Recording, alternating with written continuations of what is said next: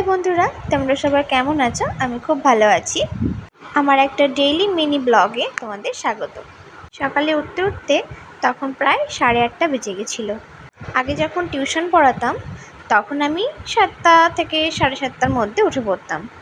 এখন যেহেতু মর্নিং টিউশনগুলো নেই, সব ইভিনিং টিউশন, ওর জন্যে এখন একটু বেশিক্ষণই ঘুম হয়। উঠে বিছানাটা তুলে দিয়েছিলাম। আর বরমশাই অনেক সকালেই উঠে যায়, যেহেতু ওর ক্লাস করানো থাকে, ও ক্লাসে চলে যায়। কিন্তু আমি একটু ঘুমিয়ে নিই, তারপরে উঠে বিছানা গুছিয়ে ঘর গুছিয়ে তারপরে বেরোই। ঠিক সেরকমই প্রতিদিনের মতোই বিছানাটা গুছিয়ে জানলা দরজাগুলো খুলে ঘরের কিছু টুকটাক কাজ করে তারপর চলে গেছিলাম ফ্রেশ হতে ওয়াশরুমে।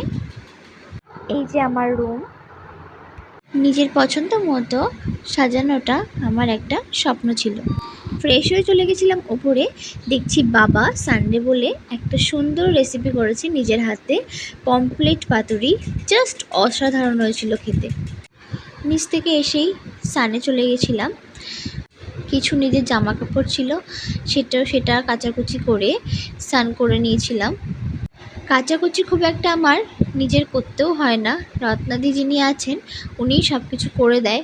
কিন্তু আমার আবার ঘর গোছাতে, ঘর মুছতে, নিজের ঘরটা টিপটপ রাখতে এটা আমার ছোটোবেলা থেকেই খুব ভালো লাগতো। মায়ের বাড়িতেও করতাম, এই বাড়িতেও করি। আমি ঘর গোছানো, ঘর ঝাড় দেওয়া, এইগুলো সব কিছুই আমি নিজের হাতেই করতাম। মাও করতো, আমিও করতাম। এই যে আমার একটা ছোট্ট গপু আছে, এটা আমি বিয়েতে পেয়েছিলাম। বিয়েতে কেউ একজন গিফট করেছিল আমাকে। ওকে আমি আমার ঘরেই রেখেছি, একটু ধুনো একটু ফুল দিয়ে ওকে আমি রেখে দিয়েছি আমার কাছে।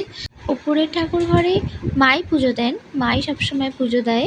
আর আমিও মাঝে মাঝে দিই, যখন মা পারে না বা মা যখন বাড়ি থাকে না তখন আমি দিয়ে দিই। কিন্তু আমার ঘরে ধূপ জ্বালানোটা আমি সবসময় করি, আর ধুনো দেওয়াও ভালো। তারপর জামা কাপড় যেগুলো কাচা হয়েছিল স্নানের সময়, সেইগুলো নিয়ে চলে গেছিলাম ছাদে মেলতে। এখন যা বাইরে রোদ, ছাদে গিয়ে 2 মিনিট দাঁড়াতেই ভালো লাগে না, তাও দাঁড়াই কিছুক্ষণের জন্য, ভালো লাগে। বিকেল হলে তো ছাদে ঘুরতেই যাই। আর এই যে আমার এই গাছটা সব থেকে বেশি প্রিয়, কাঠগোলাপ গাছ। জানি সবারই প্রিয়, আমারও প্রিয়। ব্যাস, লাঞ্চ করতে চলে এসেছি। আমি ডালটা খেতে খুব ভালোবাসি, মায়ের বাড়িতেও খেতাম, এখানেও খাই। ডাল খাওয়ার পরেই রত্নাদি খুলে দিয়েছে একদম পাতুরি। আমি আবার এই পাতুরির সুতো খুলতে পারছিলাম না বলে রত্নাদি আবার হেল্প করে দিচ্ছিল, যে পাতুরিটা এরকম এরকম করে খোলো সোনালি, এরকম এরকম করে খুললে তোমার ঠিক আসবে। পাতুরিটা জাস্ট বাবা অসাধারণ করেছিল, জাস্ট অসাধারণ। খাবার পরে এনার সাথে একটু না দুষ্টুমি করলে আমার একদমই ভালো লাগে না। ইনি আমার একটা ক্রাইম পার্টনার, ম্যাক্সু খুব কিউট, খুব। সানডে মানেই বিকেলে পড়ানো নেই, তাই একটা বসে বসে ওয়েব সিরিজ দেখছিলাম। কেনবাবু দেখতে আমার খুব ভালোই লাগে, বেশ। আমার তো ভালো লাগে, তোমাদের ভালো লাগে কিনা বলো। একেনবাবু দেখতে দেখতে পড়েছিলাম ঘুমিয়ে। ঘুম থেকে উঠেই রেডি হয়ে গেছিলাম একটু বিকেলবেলা, সানডে মানেই বিকেলবেলা বেরোতে হবেই। বরমশাই এসে বলল, যাও রেডি হয়ে নাও। আর বেরোলে এই জায়গাটায় আমি আসবো না সেটা কখনো হতেই পারে না। এটা হচ্ছে আমার মায়ের বাড়ি, না সরি, এটাও আমার একটা বাড়ি। আর এই যে আমার ডোডো, আমি আসার আগে নাকি নাক দিয়ে ঘুমাচ্ছিল। তারপরে মার বাড়ি থেকে বেরিয়ে বললো, চলো একটু অশোকনগর যাব, একটা জিনিস খাওয়াবো। গিয়েও তো দেখি মিয়া অমরে নিয়ে গেছে। ব্যাস, এটা আমার সব থেকে প্রিয় জায়গা, কারণ মিয়া অমর মানেই কেক খেতে পারবো। আর কেক খাওয়ার যা গ্রেভি হয় আমার, আই লাভ মিয়া অমর। তারপরে চলে গেছিলাম অশোকনগর স্টেডিয়ামের ওখানে।